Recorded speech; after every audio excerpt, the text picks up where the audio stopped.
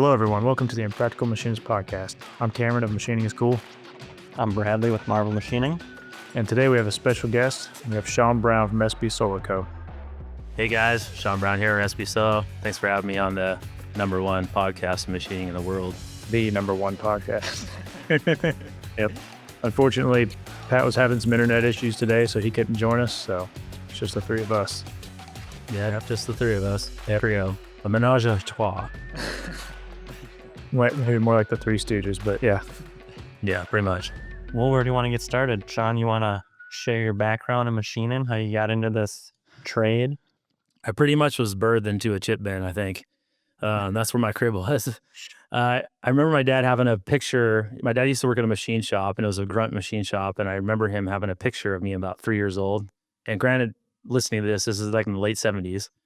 And he just let me run wild. And he found me underneath a lathe, like chewing the handle off a hammer. And I had all the black foam all over my face. And that was pretty much me introduced to like metal chips. And then I think later on, like in fifth grade, I think I was like 10 or something like that.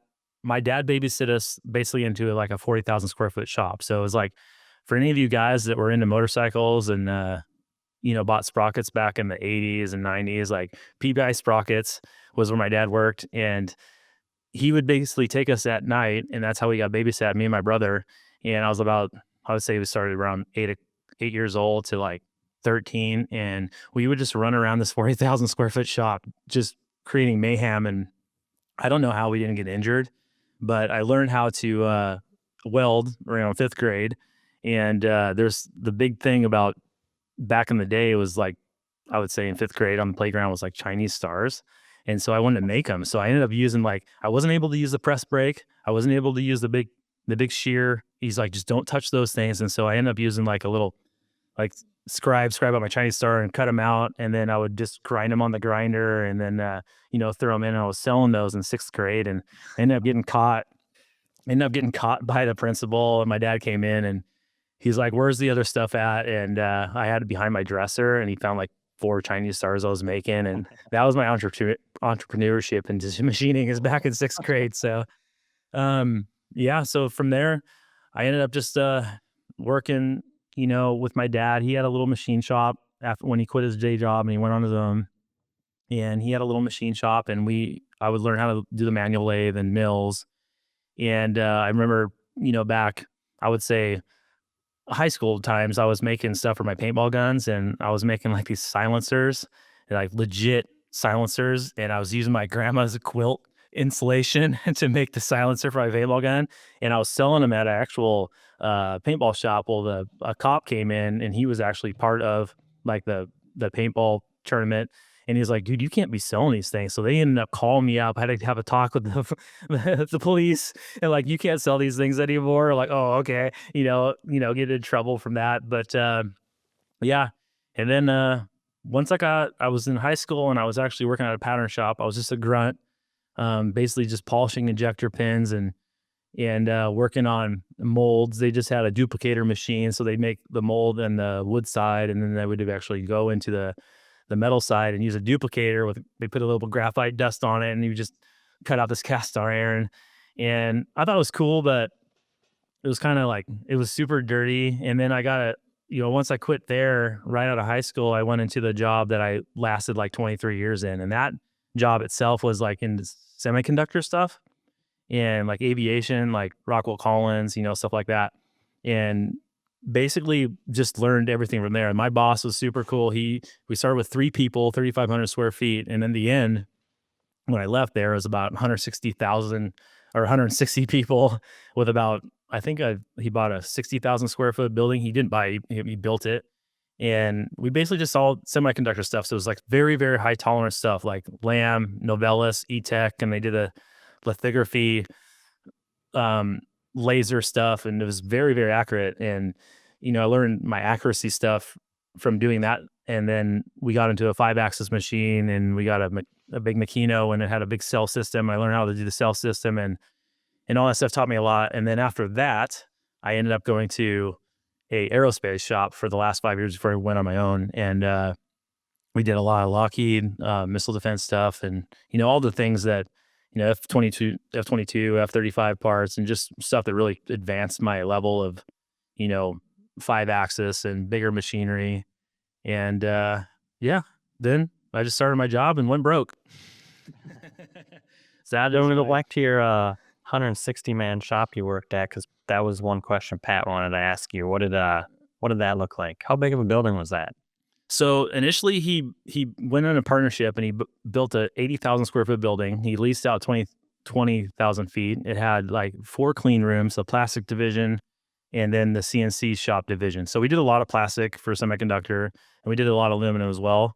It was really interesting to grow up basically with 3 people and then grow up into 160,000 or 160. I don't know why I say 160,000, but 160 people, and all the trials and tribulations you have growing that fast. Like, I think that's one of the things that I know and have the advantage of, starting my own shop, is I know all the problems that happened as we grew too fast. And so as you grow a business, if you have a crumbling foundation below, you don't build it right, like you'll have all these problems like tool crib stuff and like, duplicate tooling and just tool assemblies, which we didn't have. It was just like break them down and all that tribal knowledge stuff that was like very came very problematic later on. But for the most part, though, most of the 160 people had good internet reception, Pat. But yeah, I mean, learned a lot, and I think that's part of, like, I was really close to my boss, and I was the main guy there for a very, very long time, and he treated me like I was his like a second kid, and I learned a lot of stuff on my own. I pushed his boundaries a lot too. Like, there's a lot of things that he didn't understand because being a boomer, he did things certain ways, and I always wanted to push the envelope, and there's a lot of like pushback, and he didn't understand the things I was doing, but he was really good at business. But yeah, it was fun. It's actually interesting to see the difference of a small shop and a big shop like that, how processes can improve just efficiency across the board in the big shops. I worked in shops with just 3 guys, and obviously mine with myself, and then I worked at 2 companies that had 100, one I think had 120, and one of them functioned really well, and they had processes that were just followed, and there were no issues. The next one, like tool crib issues, people walking around looking for stuff like they had no idea what they were doing, and it was just ridiculous, and everything just crumbled underneath them. Yeah, it was a big. I just remember pulling my hair out, and there's so many things that I look at now. Like, I can go into a shop now, and like there's so much low hanging fruit that you can fix to really make something. But if you've never been in a situation to where you needed it, I think part of it too is like working on a cell system in general teaches you a lot of how to be organized. You have a crib, you have to be very specific on how you do your tool assemblies, and you have to do verification, and you can have your job management. And if you take that and you bring it down to like a 3-axis level or just whatever, you can actually implement those types of ideas into like an ERP and get things going. But I think the number one problem we always had was like, we had like 500 different tools are all tool number 1. Like, that is like one of the biggest issues, so you're trying to always reassemble. Not having dedicated tooling was a big problem. And I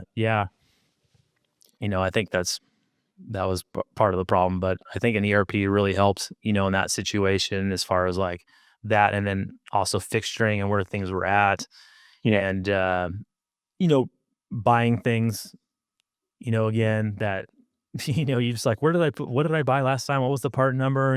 Having the bombs like laid out, having a traveler, all those things really helped as we went along. And to be able to build that stuff in an ERP with a bunch of cluttered stuff in the background took so much work. But, I'm hoping to do my business at the beginning. I understand all those problems. So I'm actually structuring my business to not have those problems. So I'm putting things in place. I don't have an ERP yet, but when I do, I'll be able to put those things in place and they'll be okay.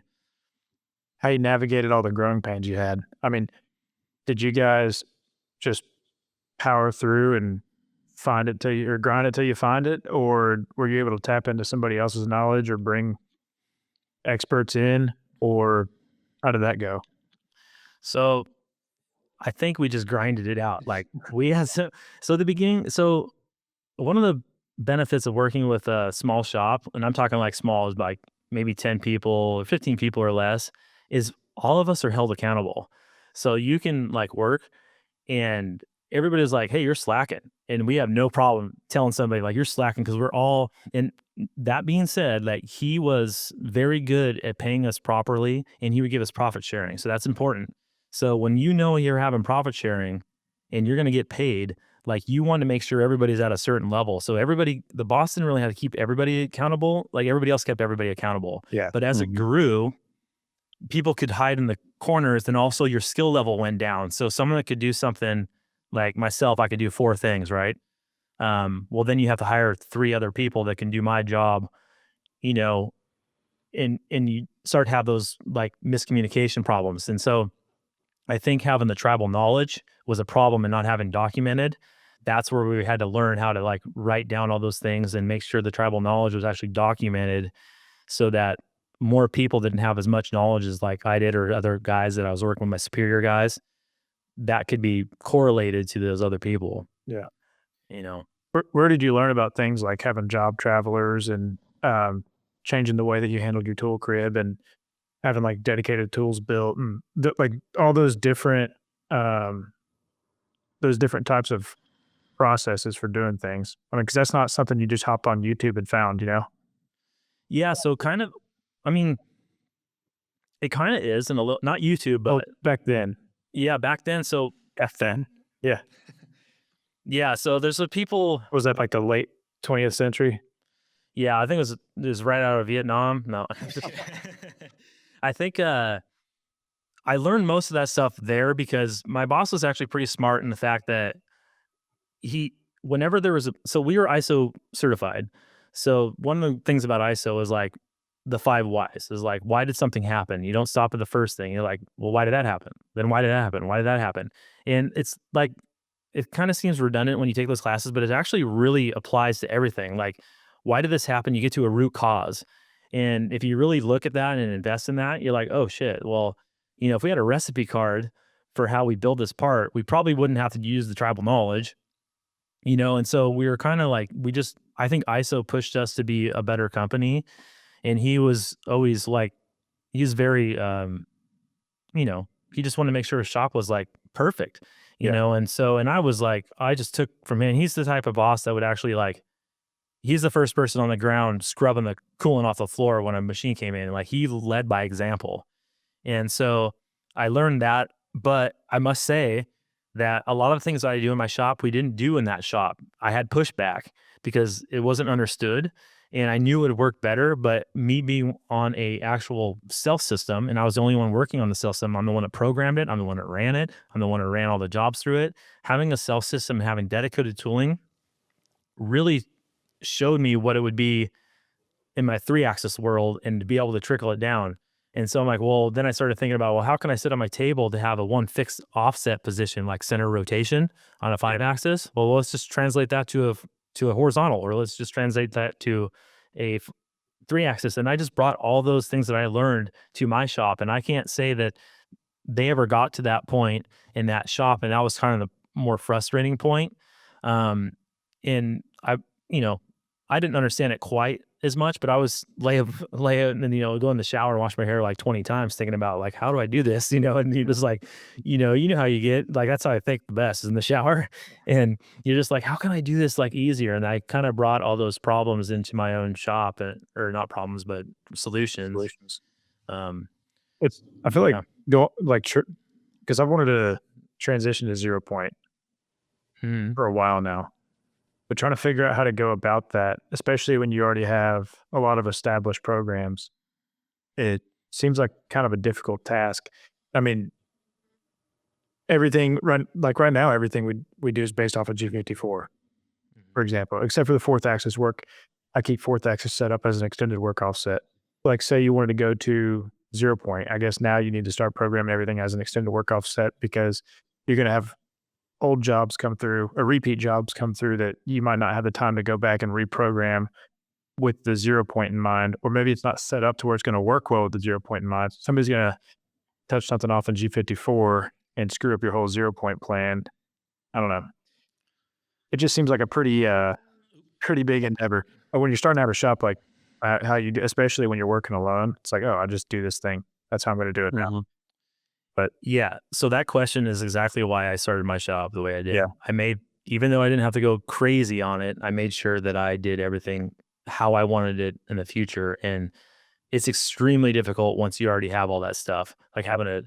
So I think the best way to handle that, in my opinion, would be if you buy a new machine, you dedicate it to the new process. And anything that runs on the machine is exactly like the new process, and you don't waver. Yeah. So all those old stuff, if you have to run it old way, run it on the other machine. Like, you may have a machine that's like kind of sitting there and you don't have anything. Well, that's just the way it goes. Otherwise, you're going to clutter it and you're never going to get ahead. You have to take like 2 steps back to get 5 steps forward in a way. That's kind of how that make it like. How hard would it really be to reconfigure old programs? So, well, the process is the difficult part, because like if you're doing 0-point, you got to have your stock located in the exact location in your vise and that sort of thing. And a lot of stuff, it's like there might not even, especially the stuff that has our old setup sheets. I mean, there was minimal information on there, and so it's like that's where having an actual machinist who understands machining and how to set things up comes into play.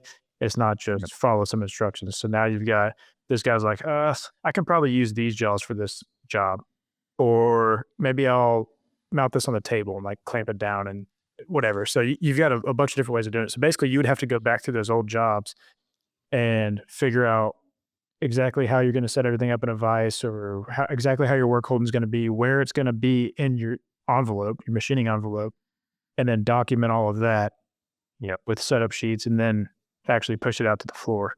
And it's like, this is a job for these parts are $150 a piece. We're making 3. Is it worth doing all that? Yeah, if it was around that, it probably makes sense as you start dedicating a new machine, or maybe you just dedicate one machine you already have to doing it. Yeah, I like that idea. I like the sound of that. That maybe that's something I'll start doing. I'm just trying to figure out how to navigate that. I kind of did something like that so we didn't used to have any standardized tools in the machines, and majority of our jobs use the same tools to at least rough it, finish it, chamfer it, that sort of thing. Obviously, drills and taps and that thread mills, whatever, are interchangeable. But I basically forced myself and Sam, even on repeat jobs, it's like, these are the new tool numbers for 1 through 10. I don't care if it's an old job and you can just load up a tool real quick in that old tool number. You go back and change the tool numbers in the CAM software. That's how it's going to be, no matter what, no wavering, no exceptions. And so now, I don't think we have anything. I mean, maybe we'll have a repeat job from a long time ago. It's got like some weird tool numbers, but for the most part, anything we machine, whether it's an old job or a new job, you just load up, 2, 3, 4 tools and you're on your way. Some jobs you don't even load any. Yeah. So jumping back to like reprogramming.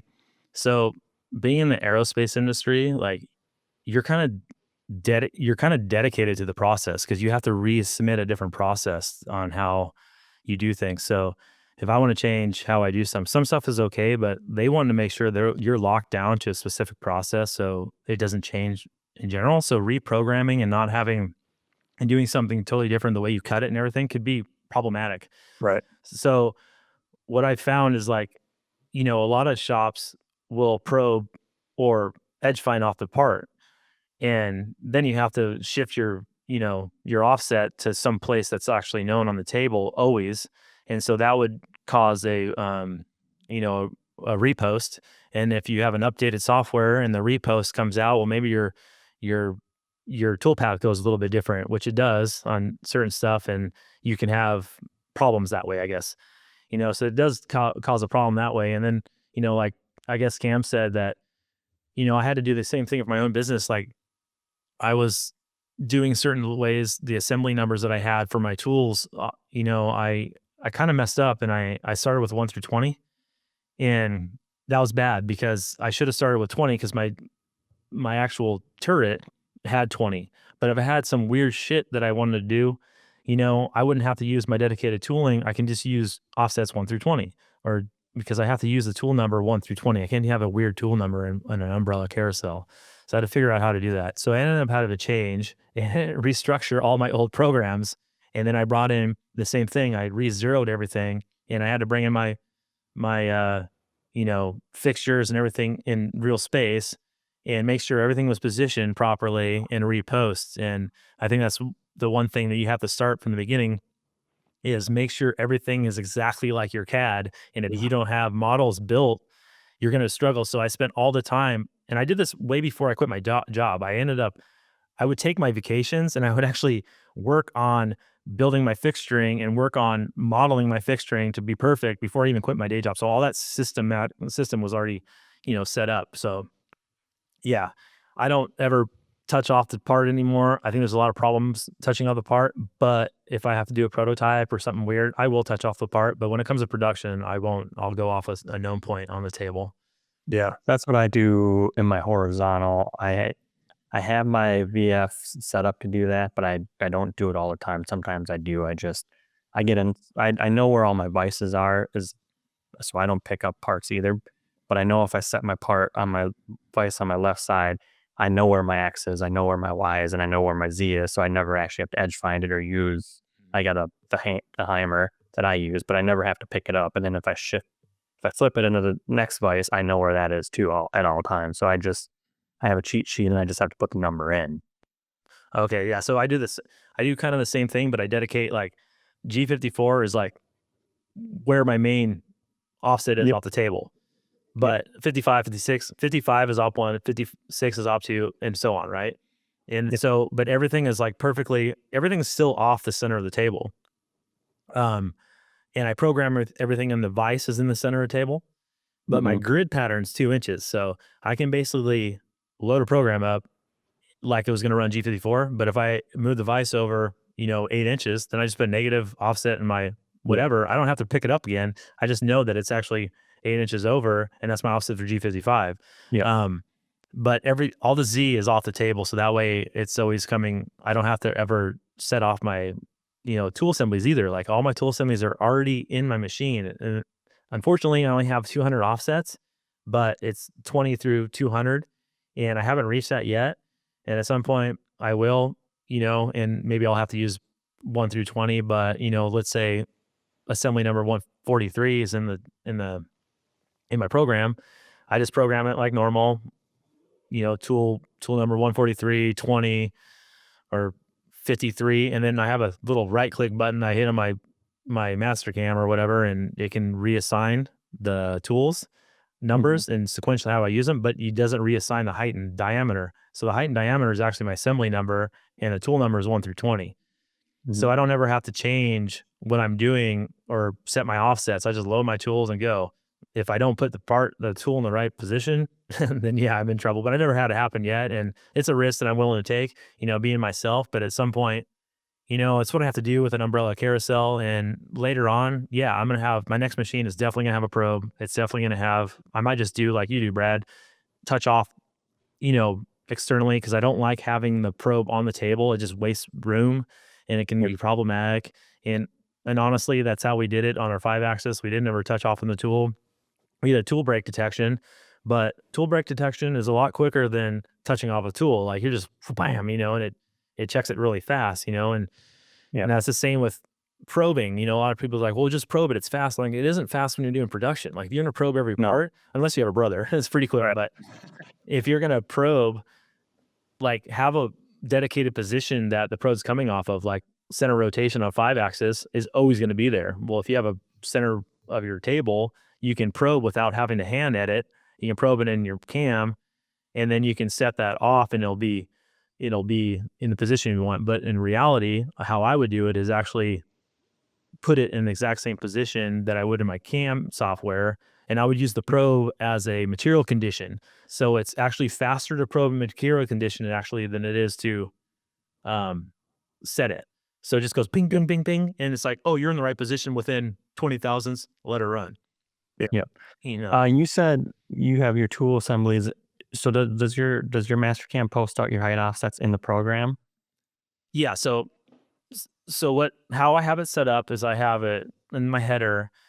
It'll show out as tool 1 through 20. I can only use tool 1 through 20. That's all I can do on an umbrella carousel, right? Yeah. I'll have tool assembly, like I said, 50, 40, 68, whatever, as I'm programming. And then I have a little button where I can realign the tools. And so basically it'll restructure them to like 1 through 20 and how they're used. But I can unbox and uncheck the actual height and diameter. So that way it just changes the tool to tool 1, but the height will be like 143, diameter 143 or 68. But my offsets are already in the machine. So I just pop them in there, offsets are already going, and I don't have to worry about it. So I never ever touch my tools unless I actually have to change them or whatever. And because I know there's a way, I haven't dug into it deep, but I know there's a way to set up your machine to read an offset that you can post out, like it's in the program. It'll actually show your offset, like tool 1 M6, and then they'll have, I can't remember the code for it, but you can actually type in your offset and never put an offset in your actual machine. Yeah, so that's G10. Yes. There you go. Yeah, G10. But the problem is like, what if you change your tool? You got to go in the program that you put it in. Like that's the suggestion that someone had. And I've done that before, way back when, but dude, it becomes so problematic. You'd have to have an Excel spreadsheet of all I wish every machine had a cell controller, because like the cell controller I use, the MAS system on the Makino, like it tracked, like when you put a program in, it checked what tool it was using. And if that tool was not in the crib, it wouldn't run the part. And it can do a part, like a Excel or whatever, like printout, and show me like what tools are loaded, what parts can be ran, parts actually, what, tools are using those parts. So it was super nice. But then I go back, to my stuff, and I can't do that in my software. I don't know if there is softwares that can do that, but like you can't track what tools were used in different programs, because it would have to link it all. And then what if you edited it? And, so that's another thing too, is like a lot of people want to constantly edit their tool assemblies. And I learned long ago, you don't touch them. Like if you have a 1/2 inch ML that's sticking out 1.5 inches, and then you have another job, let's say a year from now, and you're like, oh, it needs to be 1.6. You don't go change that other assembly, because you have to change every other part and make sure it's verified, especially on a 5-axis, that it's going to clear or whatever. And you would just make another assembly. It's way cheaper to do that. Obviously my thought is to always stick out the tool as long as you possibly can for the most rigidity.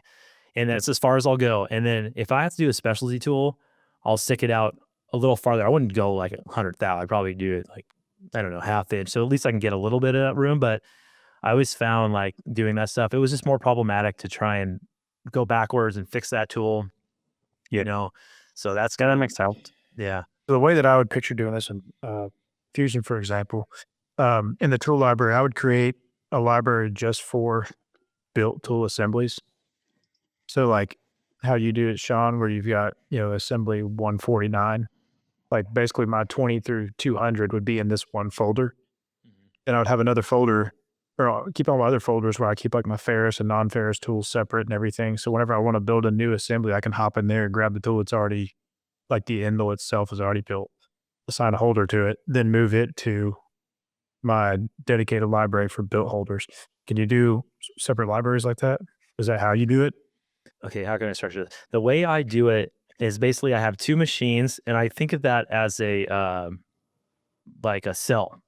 Right. So even if I got a new machine, that new machine is going to be separate from these 2 machines, because it's kind of like I'm kind of doing like old technology. Like I have how I do my table, it's all a pin table. And it's great when you have to go cheap, because I can put everything in the right position. But I think on a new machine, I'd probably want to do like a 0 point or maybe a pneumatic unlock, but it costs more money, right? Mhm. And I'll probably use different tooling for that. And I'll have a bigger carousel. So I'll have, 40 tools maybe. So what I do is my description, and this is where it takes me the most time, is making tool assemblies. And in my description, I don't just pull off the actual, like if you have a tool crib and you have like a Zoller and it does all this, you pull from the Kenamil website or whatever, and it just assembles everything and it uses the tool description. I don't like that, because I can't tell which one I'm using for steel or aluminum. So what I do is I just put STL thin or ALU, aluminum, right at the beginning. So when I'm looking at my tools, I know exactly what it's doing. It's an aluminum finish, it's aluminum rough. And I do it that way. And I spend extra time deleting what the description was the tool is. And I just put the actual ADP number, EDP number, or whatever in there. So I actually, when I grab it, I know what's going on. And I'll even go down to the point where I'll have a finisher where I do most of my finishing. But if it's a critical finisher where I know it only does bores or whatever, I'll put an asterisk by it. And so I may have a duplicate tool, but it's going to be a different tool number. I don't use the same tool number. So I get really down to the nitty gritty of how I do my tool assemblies. And that mainly comes from running that tool matrix on that cell system, because aluminum's pretty easy. You can run multiple tools on different jobs. When it comes to steel or titaniums or Inconel, you're kind of screwed, because if you have a finisher that's only cutting like 1/2 inch profile, and then you have another job that runs 2 inches and you still have the 2-inch, flute length, you're going to have a little notch. And so that really becomes problematic. And so I honestly don't know the best solution for that. Like, I think roughers are pretty easy to use because you're constantly changing out roughers anyway. They only have a certain time. So if you're using your time on your machine, you have it set up for your wear and how long it'll last. So you can actually use the same rougher. But when it comes to finisher, you have to be very careful to, not you have those witness lines that have the notching, if you're going around. So it's like a lot of times I'll program a bore from the tip, but if I want to finish it, I just drop it down farther and use the part that isn't used. Yeah. So that way it's always the same and never gets that same wear, So then for the rest of the stuff, I'll do the end of the tip, kind of stuff like that. But it sounds like the way you're doing it is also future proofing it for if you have employees, as far as, like putting aluminum or steel at the beginning of the tool description and putting an asterisk for, like a specific finisher, stuff like that, where like a lot of people, when you're working by yourself, you can just do whatever you want. So it's like, oh, I just know that tool is forced. I mean, I even have stuff set up like that too. I have separate libraries for ferrous and non-ferrous, but once they're all jumbled up somewhere else on a program, you don't know just by looking at it what's what. I mean, I know because I programmed it and I'm really familiar with all the tools, but if somebody else was to come in and look at it, they may not have any clue. I mean, if it's got a name like Illuminator or something like that, then obviously that's for aluminum, but otherwise you're just kind of guessing. But now the way we do it is, and I mean, it works great for us, but I feel like it could definitely be better.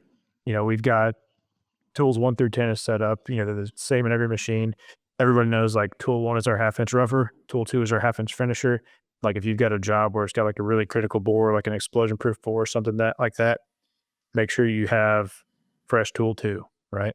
And then, so you've got all your ferrous tools, your non-ferrous tools in there, pretty much what you need to rough and finish majority of the jobs that we do, face mills in there. But then for every job outside of those 10 tools, we're setting up and breaking down tool orders. And so you're going into the tool library, pulling out a tool that you need, throwing it in a holder, and then stacking up all your tools for that job, loading them all into the machine, touching them all off. And it's easy when you have a setup sheet and it's already been figured out for you because you're just, following instructions. But I feel like there's a lot of wasted time there. And I feel like there should be a better way of doing that. It sounds like the way that you're talking about doing it is definitely a lot more efficient. Well, it's efficient, but I must say that I do mostly aluminum, and aluminum and mills do not wear out. Right. And so I would say it's far easier when you're doing just aluminum, because that's mainly what I do. But then when I get into some steel stuff, it's kind of, it's easy for me to not even worry about what tool I grab from my crib. If I grab a 1/2 inch, even if it's an aluminum one in my crib, I can stick the 4 flute in there and I know it doesn't make a difference. Yes. But all my aluminum stuff is kind of, it's not set up as good as yours, Shawn, but I do have it set up where it's, I know what's in there. And one thing we do have going for us is, so I've built a tool library at the shop. And so every tool that we use has a library number, except for drills and taps. I haven't gotten around to figuring that out yet. But as far as end mills and all your run-of-the-mill stuff, everything has its own library number. So I know like a 4 flute Whittier 1/2 inch varying mill with 1.5 inch length to cut is library number 2.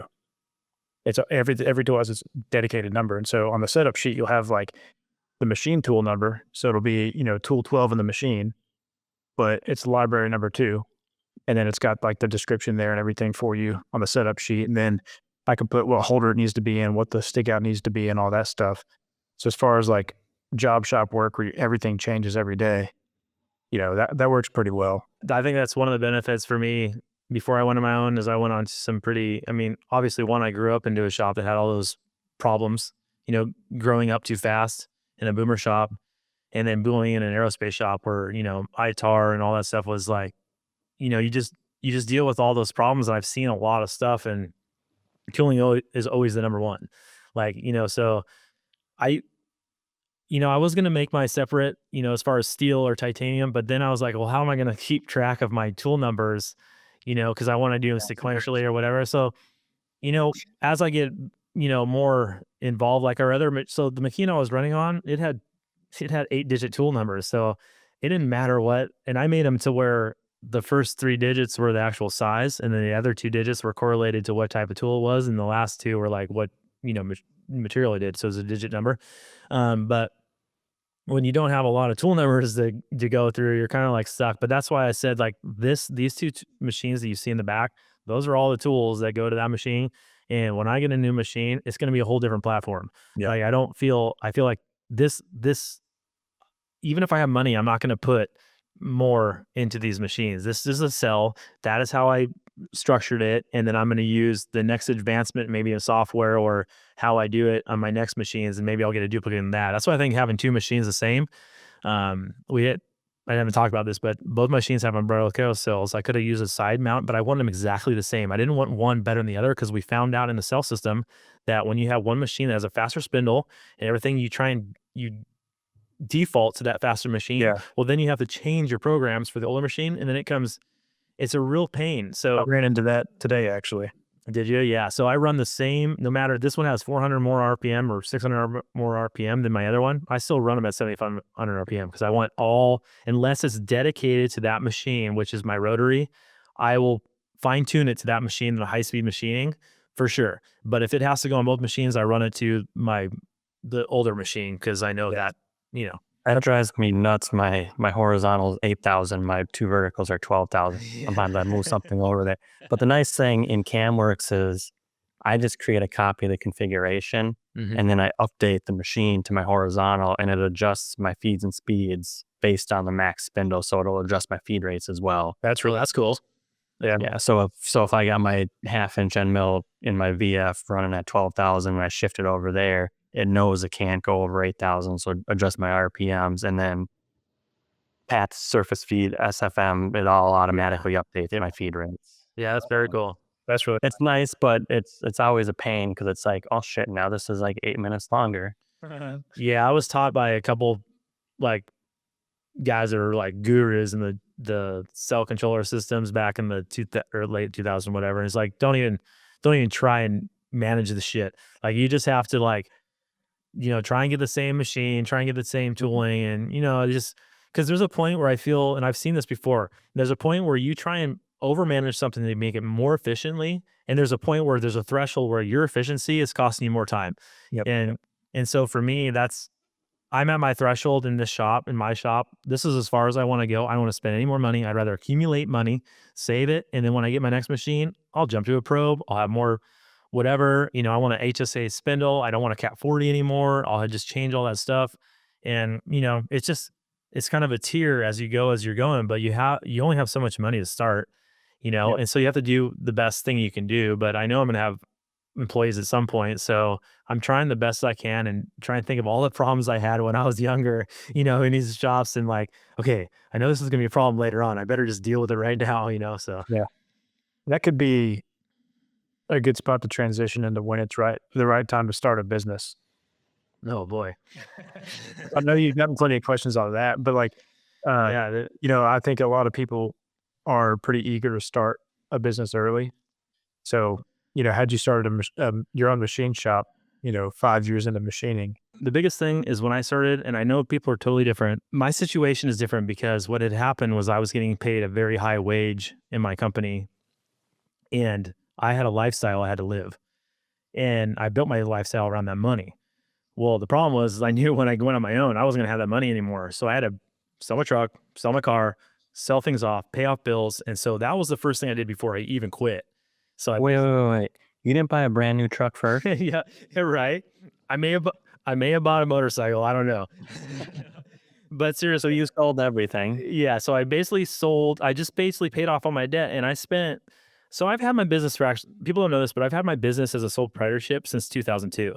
But it was just, I was making maybe like $10,000 a year. It wasn't hardly anything. I would run the machine for three months out of the year. I didn't care. It wasn't until 5 years ago when I realized I was going to quit my job from that company I was at 23 years. I honestly thought I was going to be way more of an important part of that. And it just the way it worked out, like my boss ended up selling it, and it just didn't work. So when I went to the other aerospace company, I'm like, I think about this every day starting my own, and I just couldn't stand how things were ran, in every shop. I'm like, I want to do this on my own. I know better, blah, blah, blah. Now I understand why they do certain things, but leaving that, I gave myself a date. I could not work for somebody after a certain birthday.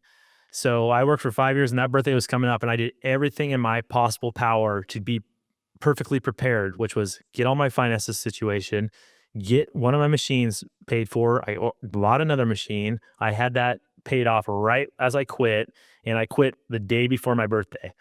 Of that birthday. And I just basically stuck to it. I'm like, fuck, I was scared. I was like, screw it. And at that time when I quit, I ended up getting a job that I developed and programmed and ran at the company that I did before. Well, they didn't want to do it anymore, and they're giving way high lead time. So I got that job into my shop. So that's basically, it was like timing. So it ended up helping me catapult. And that's how I knew. And so he asked, what are the typical profit margins you want? I don't know. I just wanted to pay my stuff, like I think for me, what I found out is like, I have to make minimum $60 an hour. That's my minimum. Because if I go below that, I'm not gonna be able to pay. And so what I'm finding out now, and I'm sure Brad would say, is when you work from your home, you don't have the expenses that you do when you work for, a bigger shop. It's industrial. So I'm not paying a huge lease. I'm not paying like, your insurance could be high, but there's like things, you get employees and things add up. So you can do stuff for $60 an hour, but as soon as you jump up to the next threshold, you're gonna have to make $90 an hour to even. And so people price themselves too low, and then all of a sudden they realize when they're growing, like, oh man, 60 is not going to cut it. And that's kind of where I'm at. Like, I'm kind of like, shit, I got to do $90 an hour now to even cut it. And I was I was undercutting all these other machine shops that were a little bit bigger. But as you pay off your machines, though, you can actually bring that down. It's so complicated, but you know what I mean? It is. And I see this come up on all the time. People ask these same questions, and people are saying, well, you're pricing yourself out, or you're screwing the next guy over by, not charging enough. Well, I don't have to charge enough. Don't go into business trying to get rich, and don't go into it thinking my business has to make a 20% profit margin.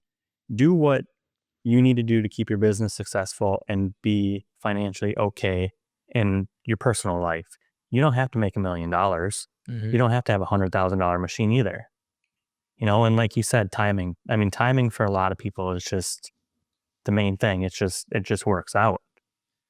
Yeah, I think so. My buddy started a shop 6 months before mine, and he went right after the aerospace stuff. So he had to get AS 9100. He had to get ITAR rated, and that comes with a big cost.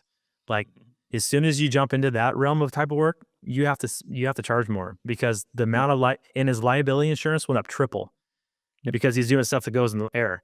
So there's a fine line for where, what you're trying to achieve. So you have to figure out what you want to achieve and, navigate through that. Like, it's, I've done aerospace stuff all my life, and I think I would kill it in my machine shop. I'd probably be 10 times farther than I am now, but the stress and how much stuff I have to go through, I'm like, I just don't want to do it anymore. I'd rather try and, start my own brand or something, so. Yeah, I hear a lot of people ask about the AS or the ISO, and I always say, don't do it unless you absolutely need to do it. Or if that's your business focus, you want to get into the aerospace. I don't have it. I'm just fine. Could I get it and make more money? Sure. But do I need to? No. Like, the work I get is plenty fine. if I got to a point where I got a customer where they're like, hey, you have to do this, I'd weigh the pros and cons of, is it worth spending the 15 grand up front and the 3 grand a year to do it? Is that contract going to be a good enough contract to make it worth it? I wouldn't jump into it if you're starting out a business right away. I'd go after companies that are going to pay you well enough without it. Yeah. And not worry about it. Yeah. And I think, that's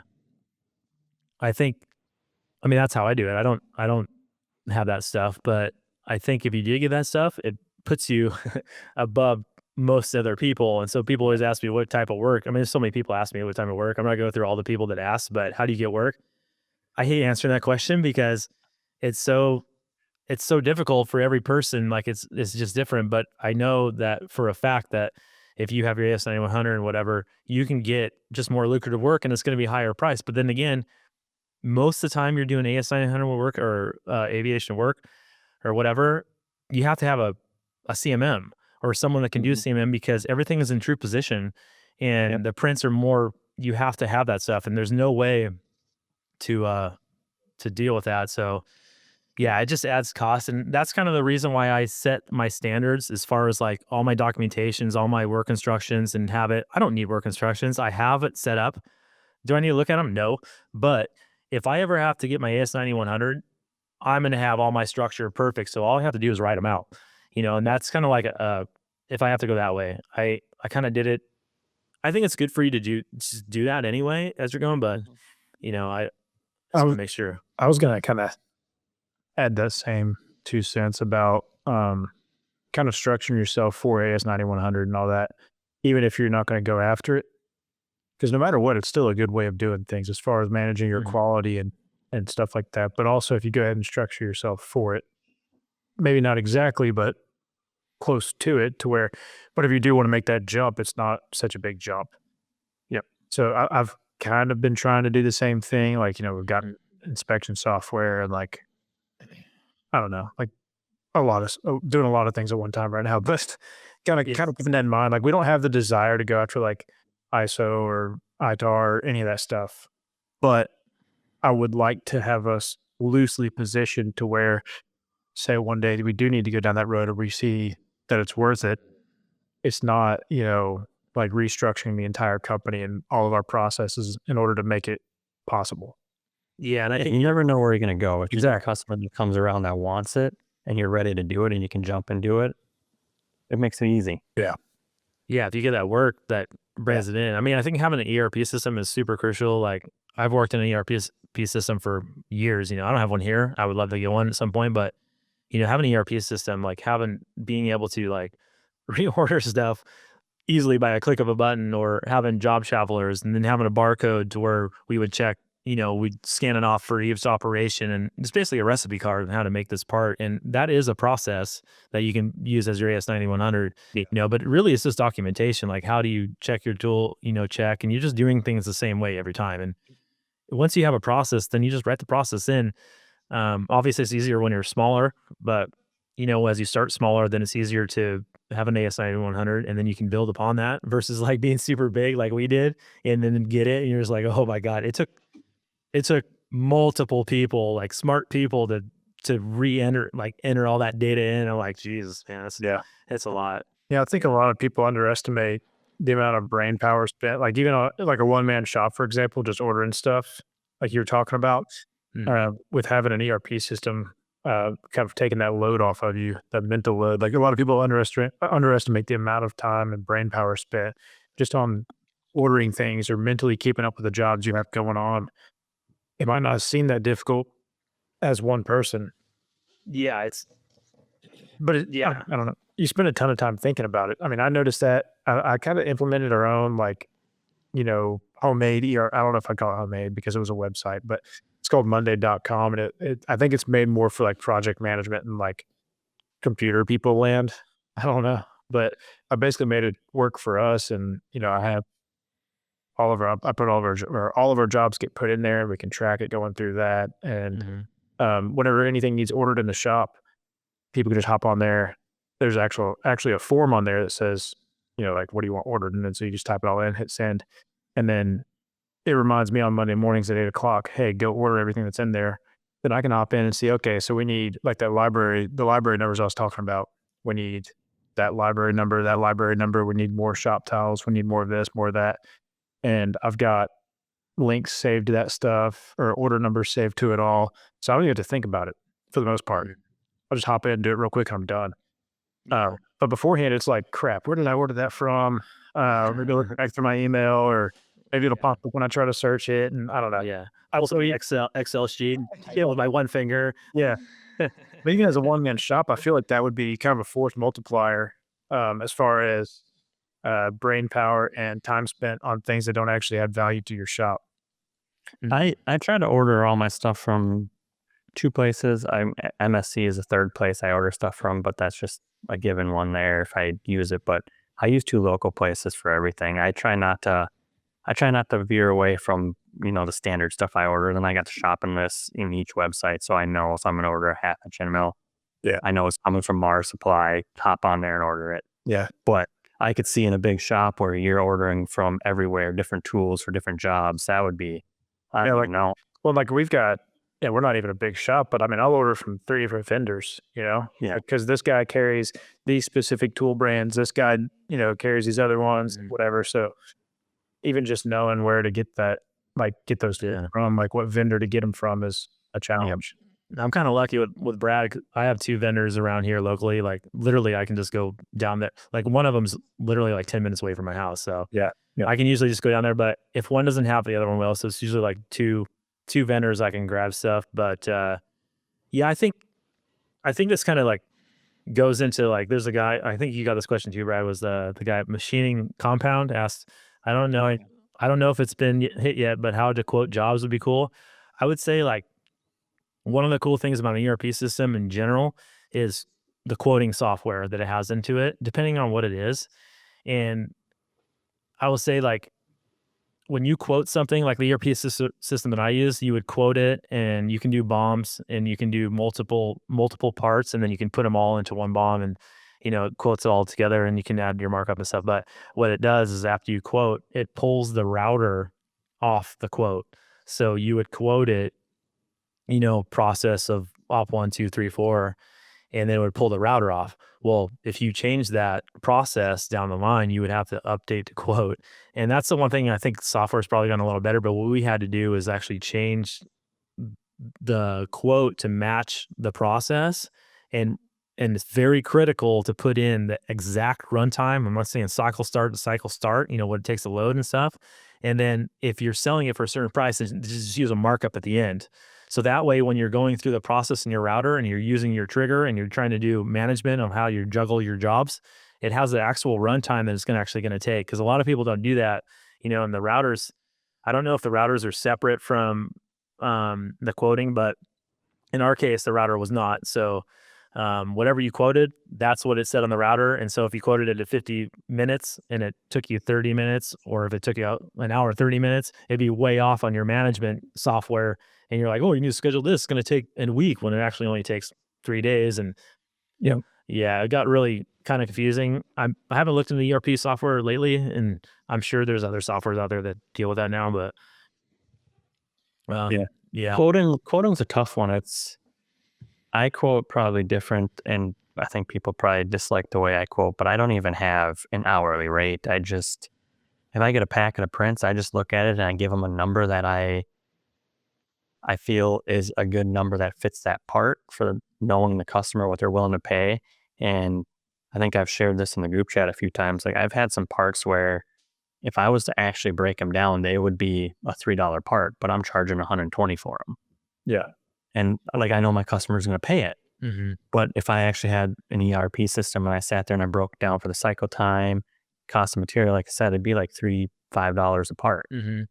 And I'm not gonna quote them at $3 to $5 a part because it's just not worth my time. Yeah, that's where the markup at the end is like great. So so that's a good point that you brought out, because when I quote, I made a game about it. So I had a quote in my other shop. So that shop that I worked for 23 years, me and the boss were the main quoters. So I had to quote my own stuff. And so I made a game. I would have like, how close can I get? I would set timers, and I started to learn like how long things took. Well, having an ERP system and having that database, some parts that look similar, I can actually guess and figure out, what was going on. But everybody's like, what hourly rate do you charge? I'm like, I don't care about hourly rate really, because it's exactly what you said. How much can I get out of this company? My hourly rate can be 60 to 150, depending how difficult it is and what I think the company can pay. Yep. So I don't want to go below 60, right? But if I feel like someone else can make this part very easily, then I'm like, yeah, I can't really compete with it. And I know the market value of whatever. And I think that's part of it too, is like what I'm quoting as well is I'm lucky enough to understand some of my customers are like, hey, we have to hit this mark. Like we can't be above, let's say $20. So you have to make it for this. Can you do it? I'm like, I think so. And so then I just like, kind of like look at it in that aspect of it, because the market value can only be so much. So, so I think quoting for me, sometimes I'll program stuff out and I'll do like, let's say like there's a drill, counterbore, and a tap. I'll just program one, but there's like 900 of them and I'll just times it by 900, add a little buffer, things like that. And then like, I would just go back to other jobs that I know are close. We used to do cubic inch per minute at the other aerospace shop. I hated that. Like cubic inch per minute is never right because, if you have thin walls, not thin wall, and you're going because the finishing is what took the longest. What if you have to step it down? You can't just rough it all the way out. I'm like, it just, so you kind of have to go by gut feeling. How do you figure that out? Right. Like if you do cubic inches per minute or whatever it is, how do you figure all that stuff out whenever you have programmed or ran the part before, I feel like that's where the big variation between quoting before you've machined the part and how much you actually end up making on the job after you've machined the part comes in. So you could look at there's definitely been parts that I looked at. I'm like, you look at the drawing for it and it's like, it's not that bad. Like that should be a pretty easy one. The next thing you know, it's taking you like 2 days to do that one part that you thought was going to be like a 2-hour part. Yeah. Because I think that's where experience comes in, and how many times have you actually roughed out the same? I think the cubic inches per minute is based on an average of what you've already had information on, and that's part of like the ISO thing, like in having documentation of like, I'm very strict here. Like I know exactly how long my stuff takes, and I put them in my quote and I'll adjust it because I want to know when I look at my quote, if I go back to it, I want to know exactly how long my runtime is, and if I want to adjust for inflation or whatever, I'll just put a markup in it. But I don't ever change the runtime to make my wage or price go up and down. I will always change the hourly rate or whatever because I need to be able to track how long something takes because that's super important information. A lot of people don't do that because if you want to learn how to quote or do quote, you have to know how long, and it isn't how long the machine runs, it's how long the machine runs plus how much you load, blow it off. I have a timer that I time it, and sometimes I'll go into my head, I'll just sit there like 1,000, 2 1,000. I'm thinking there's a cut to go through, but yeah, that's kind of, coding is a very, very tough job. I mean, I'm sure Brad can contest this. Like, it's one of those things that's like, I hated it. It's easier to quote for myself. I don't know if I could quote for other people because you have different skill levels in every shop and every guy running. Or one guy could do something in an hour, or the next guy is going to take 3, or it might be 2 days. You don't like, how do you factor that in? How do you, you could so that's kind of funny. That is actually really funny because when I load something, I'm extremely fast. And when I have my girlfriend, Nina, load, I know she's slower. So what I'll do is I'll time it and I'll just go real slow. I'm just like, kind of like, oh, and then I'll kind of look around, you know what I mean? And I'll act and make it default, but here's the caveat to that. If I want to load it and check my own time, I'll actually run my my hourly rate higher. So, you can split the load time up, but it's, you can do that. It's like certain people have different hourly rates is how I would do it. You can get it dissected pretty good. I mean, I have a little Excel spreadsheet that I've had forever, and I can just, how far you want to go into it. But yeah, another thing I've done it's probably a few years ago. I don't really track my jobs. I don't keep track of hours, cost very much, but I did one year. I was like, well, let's see how much I spent. I started tracking material cost to job cost and a little bit of time in each job.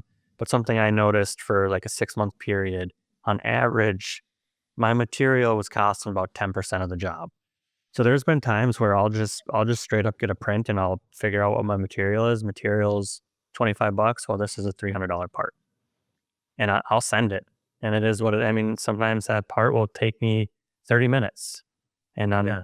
it's $200 an hour. Well, Yeah. it just worked out. I think that's like, I mean, obviously that doesn't always work. If you got a $5,000 piece of material, you can't yeah. jumping up to 50 grand. There's kind of a Yeah. different factor once you get up there. But a lot of my smaller job shop type works, when I get these packets that are, 50, 60 different parts quantity ones, I'll go through and I'll just figure out my material, and it'll be, $800 worth of material, and I'll just price out all the parts to make $10,000 and send it without even thinking about it. And I've shot myself in the foot a few times. I haven't paid much attention to it, and I've quoted a part at $200, and I go to order material and it's $250. I'm like, shit. I mean, it happens. You're not going to win them all. Yeah. Yeah. Yeah. I've made some pretty big mistakes. I remember quoting a job that had these PEM fasteners for this aerospace, and there was a specific mil spec. And I'm like, Mhm. I could not get a quote. No one would get back to me. I'm like, what is going on? And so I rushed the quote and I just used the same, like a similar. Well, come to find out, they're not well used. So they had to make them, and you had to buy a certain amount. And I ended up, it was like $20,000 difference. I was like, Really? oh shit. Oh yeah, dude. I got it yelled at for that one. Yeah, that was a big mistake, but, not as big as the biggest mistake I ever made, but it was pretty big. One thing I've noticed is, so we used to be, well, we still kind of are, how Brad quotes things, where it's, basically all just a gut feeling, and you kind of base it off of, your best experienced guess. But then the problem lies with, a business that has employees. Eventually somebody else is going to have to do that quoting, and you need to have some sort of rules whenever you get into another employee doing the quoting. So like, or if you get into an ERP system, that's kind of what I'm running into right now. Applying, it's set up like how you were talking about, Shawn. You can set up each operation and say, but you can do setup time, labor time, and machine time by each operation. So you can actually separate those things out and charge different hourly rates for them all if you want to. But it's like, I can go into my programming software, look at my cycle time, right? But then I know if I have one guy set this up, it might take him an hour to set it up. If I have another guy set it up, it might take him 20 minutes to set it up. So then it's like, well, what time do you even put on the quote whenever you're actually building out for each operation? You just pick the slowest guy, then add 30 minutes to that for some buffer room, because that's kind of what I'm doing. I'm just like, I think if I was to do this really slow, it would take me this long. And I'm going to add 30 minutes to that for random conversations, or, going to set something up and realizing you did it wrong and you have to go back and backtrack and do it again. Mm-hmm. That way you don't end up losing your ass on it. But Yeah, that's kind of why I said I've kind of defaulted to the fact of just taking my speed and jumping my hourly rate up. right. So I'm like, because otherwise you have to fudge it. And I'm like, you know what? If I'm gonna do it, and I'm gonna time it, and it takes me like a third faster, then I'm just gonna use a higher hourly rate. So I know another way to quote is like, if you do those on demand companies that you submit a part and they give you a quote back and someone can machine it. I won't say the companies or whatever, but there's specific companies out there, and I know actual people will upload their part, get a quote on it, and just add 30%. Yep. So I know people do that, to trying to get around it. So basically they have another company quote their stuff, but the thing is you can't do that with ITAR or anything. Yeah, I don't believe so. If you're just doing your just general stuff, yeah, you can do that. Because there's been a couple times where my buddy said he's like he quoted on a job, and then it went up on one of those boards, and he's like, whoa, wait a second, I know he just quoted it because I just looked at it and it's like exactly 30% above, and it's, I've used a couple of them just to compare. Like, I'll quote a job and I'll throw it in there to see where it's at, and then kind of like, well, shit, they're a lot lower than me, or they're a lot higher than me. What do I do now? yeah, right.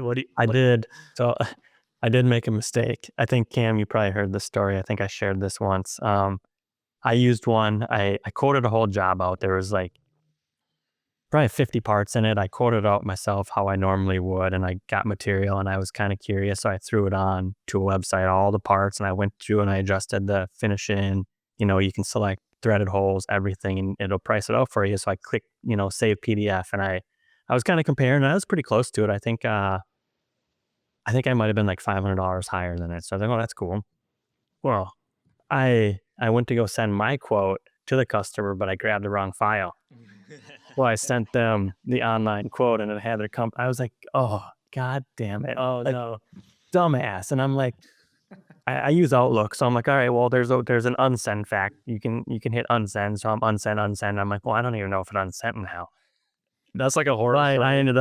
I ended up shooting them an email out with my quote, and I actually ended up dropping the price. And I just was like, I was just trying some quoting software to see where it was at. So I lowered my price like $2,000 just so they were like, you dumbass. I got the PO, so it worked out. Yeah, my friends have asked me like, how do you quote? I'm like, dude, it, like you said at the beginning of this, Brad, it really depends on what you can get out of the customer. Like, yeah, if the job is worth $60 an hour, but I know I can get 120, I'm getting 120. Like, it just, it's such a gut feeling. Like, but I will say quoting is very difficult, and the best way I can say it is like the more you machine and the more you actually spend time tracking how long things take, play a game with it or whatever, you'll start to understand and learn, what things take to machine. And that's just the way it is. And there's always the medical device or aerospace factor too. You get a part from an aerospace company, that price is usually, times 5, just cause. I mean, you could get the same part from your neighbor for a snowmobile and you're going to charge them $100, but if it comes from NASA, it's probably going to be $1,000. Yeah, exactly. Yeah. And then you got to factor in, like, are they giving you the material? You have to buy the material, what's the scrap rate, double it up. Like, if this is one, those are things that you have to put in. And yeah, I mean, I think it's harder to quote for job shop type work like that, low quantities, prototype stuff. But if you get into the production where you're actually, cycle time matters and you're quoting thousands of parts, you could probably have a standard hourly rate and know, hey, this is going to take 1 minute. I got 10,000 parts to run. This is going to take this long, and factor it in. Yeah, it's much easier. That's kind of like some of the stuff, most of the stuff I'm doing right now is just a lot of production. I know most of my jobs are going to go to production, so it's a lot easier for me to deal that. It's when I do remember though, there's a couple of quotes that I've done and I was like, I just guess I was just giving throwing all my things in the toolbox at it, and I'm like, okay, and I machine it and I get it done and it's like within like 2%. And I felt so friggin' good at myself. Like, you just make a game about it. My boss and I would make a game about it. And, you kind of have to do that. And that's why I say, like, before you even start your own job or go on your own, you should be learning how to do these things and like testing yourself and learning these skills, and I did that way, way before. Luckily I was thrown into the fire for that stuff, but anything that you see your boss doing, try and mimic it before you even quit, and give yourself a test trial because those things are going to be a problem later on. And yeah. Well, you want to go into some more questions? Sure. The one that I had was, how does he make all of his Instagram reels so damn beautiful? I mean, answer that one first. Yeah. So basically, I submit my stuff to Hollywood and have Michael Bay come up, hang out for a little bit. So that's funny because a lot of people ask me questions, including Brad. He asked me once. Does that mean we're gonna see Megan Fox in one of your videos? Yeah, Megan Fox. I don't think so. She's like a little too expensive, but yeah, I think I could probably go on. I love videography. Like, I think I've been doing it for forever, and I honestly like it sometimes more than machining. So that's why I do these videos. I don't get a lot out of them, and they spend time. So to give you, for instance, I've had a video that's taken me literally 38 hours to do. And if anybody goes to my Instagram channel and sees the graveyard shift, it's the one I did for Halloween where I had my hand. That took me 38 hours to fully film and edit. And I maybe got like 30,000 views out of it. And then I'll do something that's like basically takes me 20 minutes to edit and I'll get like 1 million views. So I just, but I do it for the passion. It was just fun to do. And I had to learn how to do it through YouTube. So most of the stuff that I do, I had to just learn from YouTube, and I just learned it through like Adobe Premiere Pro. But I think the number one thing is like, I have a camera that can do 4K and 8K, and I use a micro lens on a tripod. I can punch in pretty pretty good. And if I want to punch in more, I do 8K and standard, and then I just run it, and then I can punch in like 4 times that to get that really nice sharp look without having the coolant and the chips hitting my camera. I can be a little bit farther away. You know what I mean? It's pretty fun. Those are awesome. Yeah, Thanks, man. I appreciate it. Yeah, that's impressive. I know we've talked about it quite a few times. It's impressive. No, I'm always excited to see like a new Instagram post or YouTube video from you. Yeah, I always know it's going to be good. What's a bummer though is sometimes if I make them too good, they think it's a commercial. They think it's like some high end, and so they just go past it, and I don't get like, it kills me inside sometimes. It's like, oh my gosh, why am I doing this? But I like sometimes I sit back, I'm like, that is so odd. Like looks so good. Like when I'm editing it and I see a good shot and the chips are flying out perfect, I'm like, oh, that is dope, And then some people don't, the purists will love it, but a lot of people are like, whatever. So the one I was saying was from, you sent, it was Hans Keisler. Oh, Hans Kiesler. Yeah, machine shops that offer fast lead times or cutting corners, lack integrity and quality. I think it's a pretty general statement. I understand where he's going with this, but you had some opinions though, Brad. You want to go first? Yeah, I mean, I guess my first question is, how are they cutting corners? What are these companies doing that are cutting corners? Okay, so I've talked with him before, and so this is where it gets a little bit complicated, because I think what he's talking about is basically in like the higher end aerospace type of componentry. And so what happens is that a lot, and then we have talked about this a little bit, Brad, but basically companies will get a job that they are not capable of doing, but they quote it anyway. And so they don't have the skills, they don't have the equipment, and they basically have to rely on other companies to do, like maybe the CMM work. They don't have a CMM. And so they started to cut corners, and we can go a little bit more into that, but I think that's the gist of the question. I don't think the integrity is so much. I think the integrity is more like, I don't know if they lack integrity, but I think they just don't know any better, and they get like hustled, and they have to get something out. Like, I don't think they're mean to do something wrong, but sometimes I've ran into shops actually though that are a little bit sketch. Like they'll push stuff. I mean, I guess the way it's worded, I guess.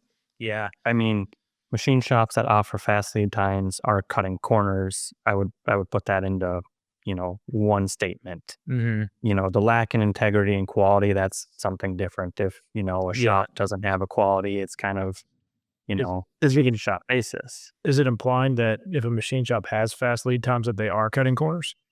And that's how I'm reading it, and that's why I question, how are they cutting corners to offer faster lead times? Yeah, so I think, like you said, Brad, like you're very fast at doing your stuff, and I think I'm pretty fast at doing certain stuff, but it's certain stuff, and I'm equipped to do certain stuff very fast. But it's when you're not equipped to do certain stuff, and I know from my own experience, we've lost work to companies that underbid and got the quoting or the process down faster. Well, those companies don't have an internal QC system. And so they'll run whatever, and they think this other company is doing great. And then they come to find out in the field that it isn't good. And so you've lost time, and they've lost time. And then all of a sudden that part comes back, and we've had parts come back that were pulled from us, and they acted like it was our parts, but we know the serial numbers. So we're like, that isn't even our part. And they wanted us to fix them. I'm like, we're not going to fix them unless we get the back, and it's going to cost you another 20%. So for those types of situations, another situation would be that these higher end companies, like multi-billion-dollar companies, they kind of strong arm you in a way. And let's say you have something that's maybe just a little bit out of spec. And if you don't have it all documented, they're like, just ship it or whatever, and just get it done. And then when it comes time to pay, they won't pay because it didn't meet print. And so these other companies got shot in themselves in the foot, and they didn't do their documentation. And I just think there's a lot of ways that some companies lack quality, but I don't think it's in necessarily like they're doing it on purpose. I think they're getting caught. I would say it's more companies taking on work they can't really handle. They think they can, and then once they get into it, it's an oh shit moment. What do we do? And then, maybe they offer a faster lead time, and then it's pushing parts out too fast. I guess you could say cutting corners by maybe not 100% inspecting a part. Yeah, But that's, it is cutting a corner, but it's more or less a shop not following a proper quality procedure to make sure the parts are good. But shops that offer fast lead times, there's a lot of aspects that go into that. And there's something I noticed over the last couple of years in Minnesota. I have 2 great material vendors. I can get material. If I ordered material today by 3:00, I could have it tomorrow. And I know people that are like, it take me 5 to 7 days to get it. Well, I can drive down to one of my vendors and just grab shit off the shelf. So it's, if you're a company that you have 5 to 7 days to get material and I can get it next day, I'm a week ahead of you already. Mm-hmm. And then there's a finishing aspect too. Some people wait 2 weeks for finishing. My finishing is 2 days. Yeah. And it's always, I just shipped off job last week. I think I posted a video of it. There was like 60 parts. I dropped it off on, I don't even remember what day, but it was like 10:00. That next morning they were done. All black anodized, plugged holes and everything. Yeah, you whip those out fast. So that's, I might be able to undercut another company's lead time because I have vendors locally that are moving fast. I'm getting stuff a lot faster than other shops are. And that's why I kind of said that it's more, I think this is more so towards the ITAR aerospace stuff, because a lot of, material is either company provided or you have like certs that you just can't get that material fast.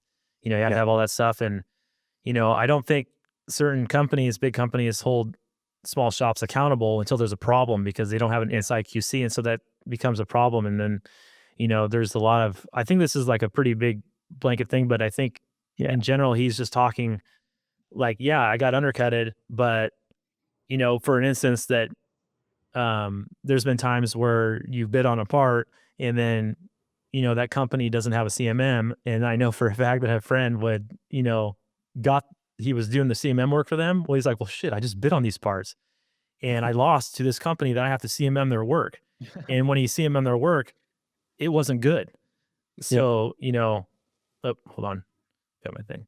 Yeah. So it wasn't good. So he's like, well, what the heck? You're making kind of inferior. So I do think customers cut, corners. I remember reading something, I don't know how long ago, 5 years ago, whatever. There was an aerospace company that was doing stuff and he was actually getting stuff done in China, undercutting everybody else. And he got caught. And so this company got caught and they were sending military components to be made in China. And so he got in trouble for that. I don't know what that company was, but stuff like that can happen, so you're dealing with people that's definitely an integrity thing right there. Yep. So if you're sending parts to China, I'd assume these aerospace companies, they want material certs. How were they doing? Were they lying about them? They must have been. I don't know. I tried finding the article. I couldn't find it, but I just remember reading about it. And I don't think it was like a big thing, but it was something that they were getting, done. But that just shady stuff, but I think the number one reason, like you said, Brad, it's when you have that whole shit like, oh man, I took on this job and I don't know how to do it. And then you're just like, you're not making it exactly to print. And I have been in the situation working for aerospace companies where they get work done and we're like, well, listen, we've checked that work and it's not even right. Well, it works. And I'm like, well, but it's not to the print. And if you want to stay it to the print, what if you have a mil spec insert that you couldn't get and you have to wait? Well, this other company got it. And we're like, well, how did he get it? It's impossible. Like, it's not even the right length. Well, they're making it work. I'm like, well, how are they making it work? And then you kind of go back like, oh, they're not. Well, these companies are throwing all these tolerances and mil specs on stuff that they're not even holding the other companies accountable. And so you're being undercut by them not doing their full, you know what I'm saying? But Yep. No, I've come across that too, where I've had jobs where, like you said, inserts. That's a big one. I didn't know anything about inserts, and I got into it with some aerospace stuff. And I've spent thousands on insert installation tools. It's crazy. Yeah. I didn't know how in depth these inserts could go and the stuff that you needed to do it, and mill specs. I remember quoting a job. It must have been last year. They had some special inserts. I don't even know what it was, and they were out like 8 months. And I called everybody. I called every insert place I could find. Customer recommended some, and nobody had them. They had to be made, and they had some sort of weird plate in. And I even went down the road of, can I get a standard insert and have it plated? Will it meet your spec? And it was a yes, but that plating process was like an 8-week lead time, all the places I could find. And they called me like a week later. Oh, we found somebody that had the inserts. They can do, their shop found the inserts. I'm like, there's no fucking way. Exactly. I said, they're not going to do that. There's no way. Yeah. And I don't ever know what happened to it, but it's like you said, they probably used some not the right insert and they just passed it through. Just to get the job. Yeah, and if they don't ever get called on, but that's the kind of one of those things where like, yeah, you lack integrity or quality. Well, I feel like at some point it's going to come around and bite you in the foot. Oh, if you try and rush, like, I'm not going to say the companies, but there's companies out there, $1 billion companies, and they'll put you on a net half year, like paying them like, dude, and then they'll try and not pay you for maybe not making it to print. I'm like, that's ridiculous. And then you have, engineers that really want to work with you and they're like, it's fine. But then the buyers and the whatever are totally separate. So they're just trying to make their quotas or their numbers work. And so, man, we were dealt with that with big companies and it was a nightmare, man. Like you were getting undercut by certain stuff and then we get the job back. But by that time we were burned and it's unfortunate, but yeah. Yeah, you always get the job back and they want you to hold that same lead time. Yeah.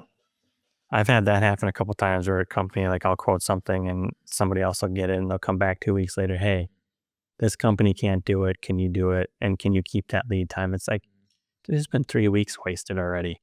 Like, now it's almost impossible. Like, do you want to pay for it? Exactly. But it's a lot easier to negotiate at that point. You're like, well, we already know the other person can't make it. So now you're kind of like stuck, you know? And then it's always like, well, this is why I gave you that price in the beginning and you didn't want to pay it because I saw what they didn't see. Right. Yeah. I mean, I don't know how many times I've looked at a print. Oh, so I was going to say this. There's a lot of companies that are very, very scared to ask questions about a print. Like they feel stupid, right? So especially GD&T, like, listen, I'm not the best GD&T guy. I can understand it and read what's critical. As long as I hit those criticals, I know I'm good. But if I have to write GD&T, it's hard. But I can tell you right now, most of the engineers that you ask, 9 times out of 10, they're like, I don't really know how to put that on the print. I just know what I want. And so we're trying to decipher it. And I worked with guys that are like very, very smart in GD&T. And I'm like, what is going on? So we would ask because we had, security knowing that we were pretty good at it. And they would like question the engineer. And like the engineer was like, I don't know, man, this is what I want. This is how we labeled it on the print. And this is what we're trying to achieve. And like, why don't we do this, this, and this? And like, okay. But a lot of other companies, when they get over their head, they don't have expertise or whatever. They don't ask the questions. So then they just assume and they're making parts. And like I said, they don't get held accountable because the company they're doing work for isn't QC'd. And if it actually works because the actual print was over-engineered to need to be worked that way, now you just got undercut by a company that's making jobs for, parts for something that is lower quality, but it still works for them just because the print was over-engineered. I hope that made sense, but no, I know what you're saying. I ask questions too all the time. And it's like, sometimes if you open up that line of communication, you can send the print back and be like, hey, what are you doing here? What are you trying to do?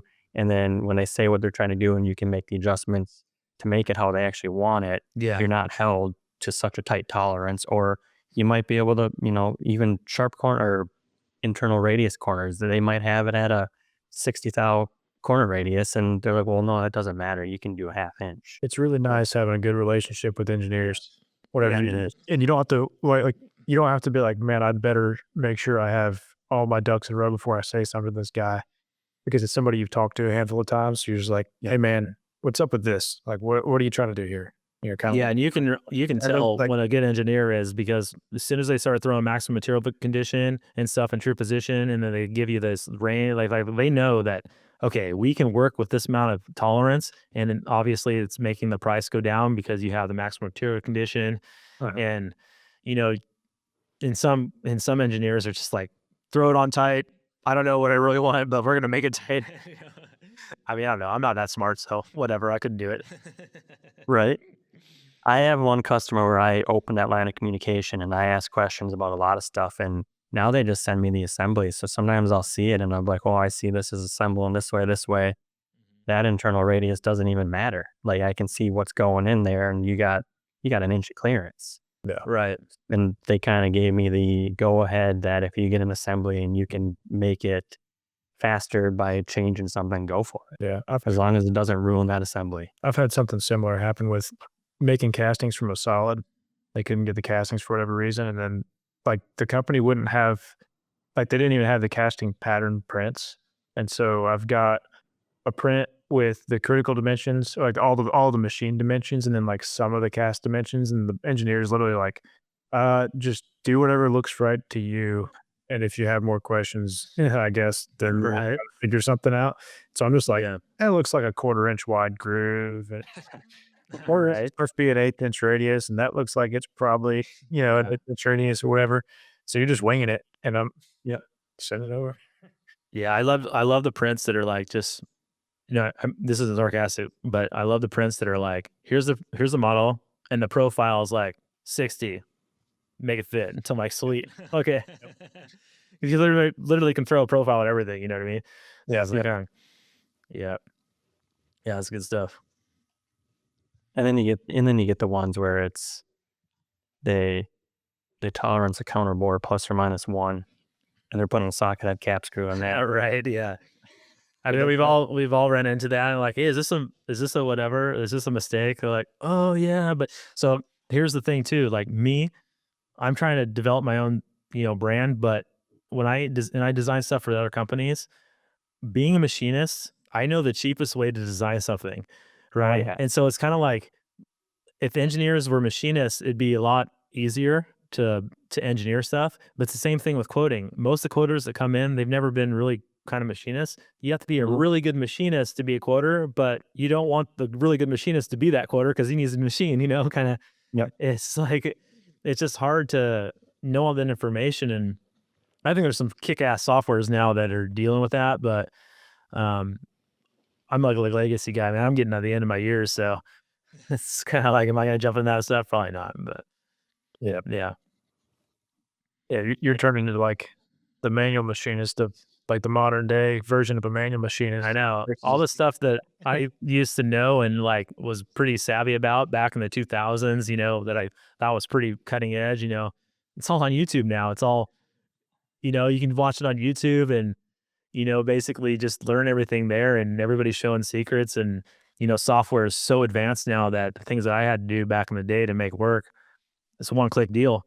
I think the only advantage I really have is is running different machinery and different in fixturing in general, and then just different materials, because that's all just hands-on type of stuff, right? Yeah.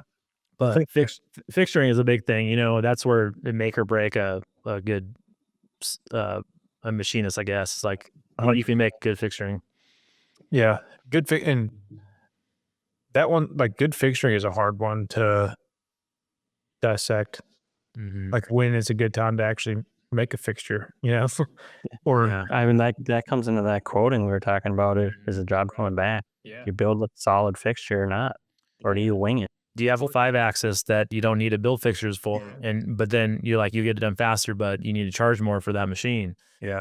So those types of things. And What really sucks is when you wing it the first time because you're like, I'm never getting this part again. So you have like some half-assed fixture, and it's like not even labeled or anything. Then the part comes back, and then before you know it, you've made the part 5 times now, and the same shitty process you did the first time. yep. Or you got By the 5th time, you got it down. right. The fifth one, you actually did a rev change, and then you got to change all the fixturing. Oh yeah, yeah. No, I've taken some parts where like it was like 5 operations, or was it? Yeah, it was 5 operations and brought it down to like 3, but you basically get 1 finished part per cycle. And we made them so many times, like machining the first operation, then putting it on an angle plate, machining another operation, then turning it around on the angle plate, machining another operation, then turning it, putting the last on machine side up and doing that operation, then flipping it back, whatever. So putting it on, like finally going through creating jaws to go on a self-centering device and putting on the trunnion, creating a fixture plate for a rock lock bay, and doing all that. And it saved us so much time. And it's like I don't know. That's such a hard thing to figure out. Like, when is it justifiable to spend however many hours it's going to take to design, reprogram part, or design fixturing, reprogram your part, program all your fixturing, machine all your fixturing, and then actually proof the job out and start running it with all this new fixturing. Yeah, I think you want to try and be as modular as possible, especially for Op 1, because you can usually make something modular to work a broad thing, but Op 2 is always like, once you start flipping stuff, you're like, okay, how are we going to handle this? But like the one thing that I'm not very good at in fixturing is I've never really worked with vacuum fixtures. I know Brad's used them quite a bit, and the only time I've ever used them was on a lathe, and we're doing some plastic stuff, and that worked pretty good. But I don't have a lot of experience in the vacuum stuff. They're awesome. If you can use them, use them. I'm new to it. I've done it twice now, and it's been awesome every time, or awesome both times. It's my favorite. If it was easier to build a vacuum fixture for every part, I'd vacuum fixture everything. But there's so much time that goes into it. It's kind of one of the things where it's got to be a part that absolutely needs it, or a part is going to come back, and the vacuum fixture is the best way to hold it. Gotcha. So this kind of segues into a guy's question. It was Time to Trike. He asked, Mighty Bite style fixturing and holding large flat plates. So I think the key word here is flat plate. And I don't know if you wanted to talk about this, but cutting plates in general, there's a lot of ways to do it. But to get them flat, that's a whole nother ballgame. Vacuum. But a vacuum, though, if the other side is not flat, then it pulls it down to the side. It'll get parallel, but it won't be flat. Yeah. Right? So you have to somehow calibrate the first operation to get it flat, and then when you flip, it'll be parallel and flat. Hopefully, if it doesn't twist. Yeah. But yeah, so then you can shim it. Yeah, you could. I mean, that's what we always did on surface grinders. If you were grinding a die set, you put it on there, and you get your shims and you slide them under there and try to get it to where once it sucked it down, it wasn't sucking down too much. But you can flip, and it's going to be flat at some point. But I mean, I if I have plate work, I typically order plates, and they're already pretty flat. I think a standard plate has a pretty good flatness tolerance already stock. Yeah. So can you shim on a vacuum plate? As long as you get in far enough. You can't obviously on the gasket side, but if you have a plate that's bowed up, you could put a shim in the center of it and prevent it from sucking all the way down. I've done that a few times. Yeah. Which what I've typically have done is, I'll set the plate, make sure the edges are obviously deburred so you're not sitting up on anything, but you set it on the vacuum, don't put any vacuum on it, indicate it to see how it's bowed, and if that center is up 15 thou, put a 15 thou shim in the middle of it and then suck it down and then indicate it again and see where it's at. Yeah. It's a process. I think that's the only way to do it. Like when we did it, we always had a shim, but I think a lot of it, like if you order a plate, if it's on Blanchard ground, you have slag, the way the cold rolled is or whatever, however they do it, you have to cut both sides. Otherwise you're going to get warpage because you got to get that scale off, right? Yeah. And so one of the things is we would use basically shims underneath, but we wouldn't clamp down because if you use Mighty Bites, it wants to clamp down and pull it down. Yeah. So we use set screws that would go right in the middle of the part. So if you use a set screw that's in the middle of the part, it won't bow it high and it won't bow it low. And usually you want to be above center because if it bows low, you just put a jack screw or something underneath and you can deck it. Because the whole key is to get that one side perfectly flat, and then you can put it in a vacuum table or whatever. But big plates are you're kind of stuck. I mean, I don't know how many jobs I've done to where like, how do you tell somebody and how do you get this to be like production wise? Because especially on a casting, like you have to have a calibrated surface to go off and like, fuck, that first surface has to be like, we were using all these little datum points, jack screws and stuff, and you got to put indicators on them. And I don't know if there's any other way to do that. Like, I think you just have to have an indicator on it, and you have to tighten down. And once you tighten it down, with it's 3 thou, then put a 3 thou shim underneath. Like, there's not many ways to do it. So I've heard of one method. I've never seen it, just folklore. And basically it was a guy I want to say he was grinding with a cup wheel in a manual mill, like grinding plates in a manual mill like this, if I remember right. So imagine 3 standoffs, right? So your part sits on those standoffs, and it's basically a bunch of individual magnets that are like 2 triangular shaped magnets. So when you engage the magnets will pull up to the part, but they're still connected. So it's still, pulling down as well. But basically they'll just suck up to the part and not pull the part down, but they'll be holding the part in place. Yeah. Just for you to go in and grind it. But since it's sitting on those 3 points, and then the magnets just kind of form to the bottom of that plate, whatever the variances you have are, it kind of keeps it in a free state and doesn't pull down in any specific section. So then you go through and grind it, and he's getting them like some ridiculous, he was getting some ridiculous amount of flatness out of it doing that way. But yeah, that's interesting. I've never seen those. Like, I think it really comes into play. Like, is the material magnetic? And there's that. And then, like, how thin is it? My subplates on my tables. Usually people have subplates done and they're Blanchard ground, right? Right. I had mine ground, and they're 70-75 aluminum. I have no clue how they did it. I don't know. I had mine Blanchard ground, my 70-75 plate.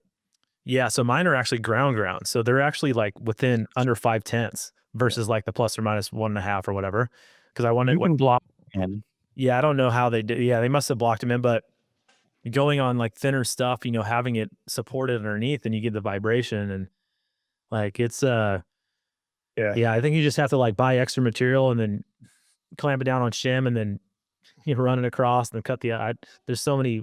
We've done it different ways, but I like your set screw idea. That's pretty good. The way I've thought of doing it before is those like hex shaped Mighty Bite.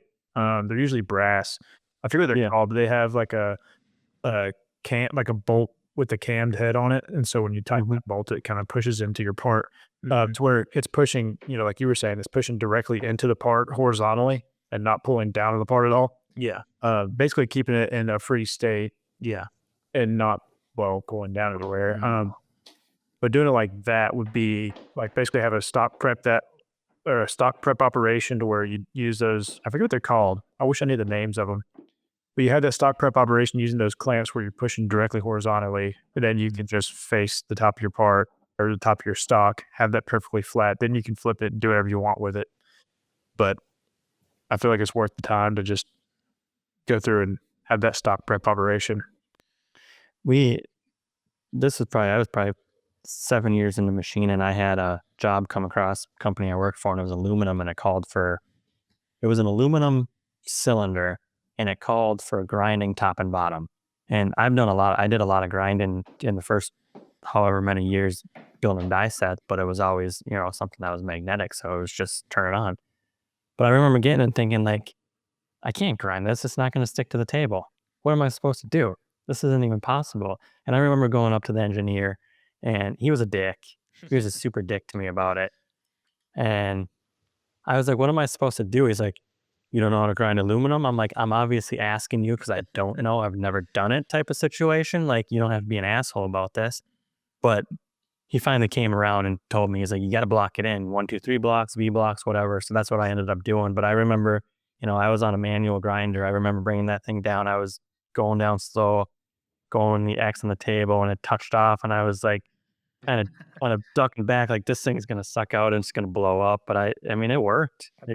I ground both sides. Well, what keeps it? So I used to grind a lot of stuff too, but we would like the thin stuff that would slide against the plate on the magnet. We always blocking it with thin parallels and stuff. But it was magnetic parts still though. Yeah.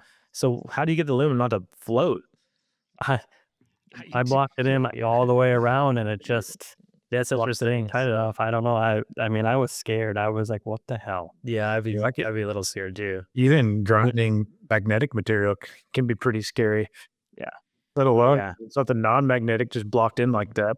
Yeah. I remember my high school had a big old 1.5-inch plate at the end of that thing because we had a big grinder in high school and it had major dents and I was like, holy. Oh, yeah.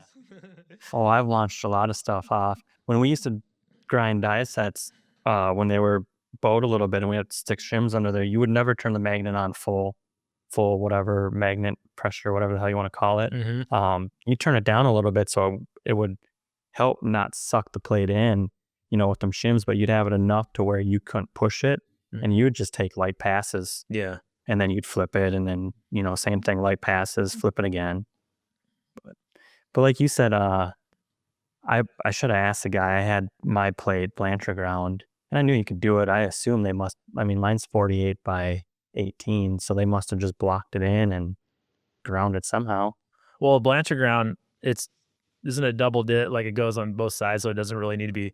It's being trapped. It's almost like pinch turned. Some of them have a magnet. Yeah, I don't know. I'm talking on my butt, but the Blanchard ground grinders I've ran, it's got a magnet. Oh, okay. I want to think. Isn't it on a turntable? Yeah, some of them the magnet will actually turn too. It'll spin, and then it's got the head that comes over the top with wheels that are turned on their side, so they're using the face, and there's usually multiple wheels that are spinning, and then it all just spins at once. Oh, okay. They're interesting. They're scary as shit when something launches off. Almost like an VTO cross with, dude. My most scariest machine, VTL, dude. I had to program one of those big boys before I left that aerospace shop, and absolutely terrified of that machine. I mean, that's a big part spinning around, and the guy that comes in, he's like, "Oh yeah, we had the police tape around, rip the part out, rip the door off, killed the guy." I'm like, it's just messed up. Yeah. All right. Well, anyways, I think that's a good spot to wrap up. Appreciate you coming on, Shawn. It was a pretty good episode having you here. Well, I appreciate you guys. Let me talk with you guys. It was kind of fun. It was when I met you guys at IMTS. That was a pretty good time. Yeah. Just all I know is like if you go in any corner, you'll see a Marvel sticker in Chicago. Make sure you subscribe, like, comment, leave feedback. YouTube. And if you want to see my series on Practical Machinists, you can go to How We Do It series. So I want to play this. Yeah. Check out Shawn at SB Solo Co on Instagram, and then the How We Do It series on YouTube. With his fantastic video skills. Yeah, they're pretty great. All right, man. Appreciate it.